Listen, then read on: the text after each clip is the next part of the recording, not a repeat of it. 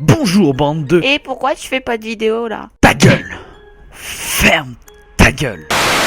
Aujourd'hui, on va parler de la saga tout aussi mythique que polémique, j'ai nommé... Dragon Ball. La quasi-intégralité des gens s'accordent à dire que... De mon temps, c'était mieux avant. Les 5 minutes de Freezer, tout ça, c'était le bon temps, quoi. Maintenant, décortiquons un peu le sujet et essayons de répondre à cette question. Dragon Ball, c'était vraiment mieux avant? Tout d'abord, faudrait quand même se rappeler qu'avant le Saint Z, il y avait ça. Et toi, t'es un humain? Je vais pas te dire le contraire. Pourtant, t'es pas tout à fait comme moi. T'as même l'air beaucoup plus faible que moi. Mais je suis une fille, c'est normal, quoi. Quoi, toi? Comment ça, t'es une fille? Et je suis quasiment sûr que la moitié d'entre vous ne connaissent pas l'anime. Tout comme je suis sûr que si vous vous mettiez à le regarder, vous le détesteriez. Pourquoi? L'atmosphère générale et l'intégralité de la série ressemblent beaucoup au début de Dragon Ball GT, qui lui se veut revenir aux fondamentales bases de Dragon Ball, et qu'il fait assez bien d'ailleurs. Donc, si vous n'aimez pas l'humour enfantin et les thématiques abordées dans GT, hop, je vous ôte le droit de dire que c'était mieux avant. Ouais, mais alors si Dragon Ball était aussi nul, pourquoi ça a aussi bien marché? Hein? Tu peux plus rien dire, la fils de...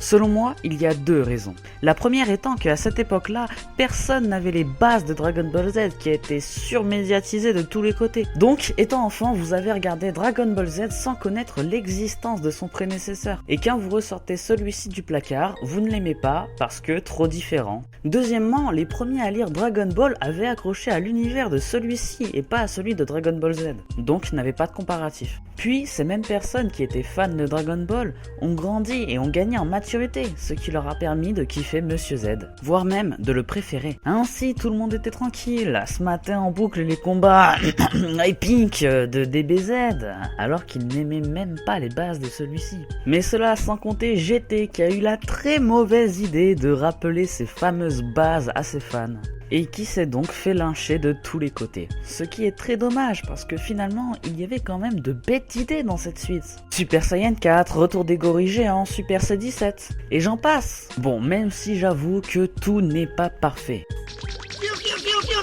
Globalement, c'était quand même pas trop mal. Et voilà qui arrive sous les projecteurs Dragon Ball Super. Des dessins travaillés, un scénario... bien construit, original. Ouais, tu te doutes que c'est pas mon animé préféré. Bon, maintenant revenons à la question fondamentale. Dragon Ball, est-ce que c'était mieux avant? Eh bien... ça dépend. C'est vrai, si tu kiffes Dragon Ball, alors tu adoreras GT. Si tu kiffes DBZ, il est fort possible que tu adores Super. Pour ma part, j'aime tous les animés présents, sauf le dernier. Parce que... bordel quoi! Mais comprenez bien que tout n'est pas forcément bon dans votre DBZ chéri. En 3 points. Les combats chiants rallongent, le nombre exorbitant de hors-série, et putain, il y a 200 épisodes. On se fait très vite chier. Donc là, vous me direz, ouais, mais il y a DBZ Kai. Alors, oui, c'est vrai, mais bon, si t'es un vieux de la vieille, alors je pense que les doublages vont très vite te faire chier. Mon dieu, Krillin!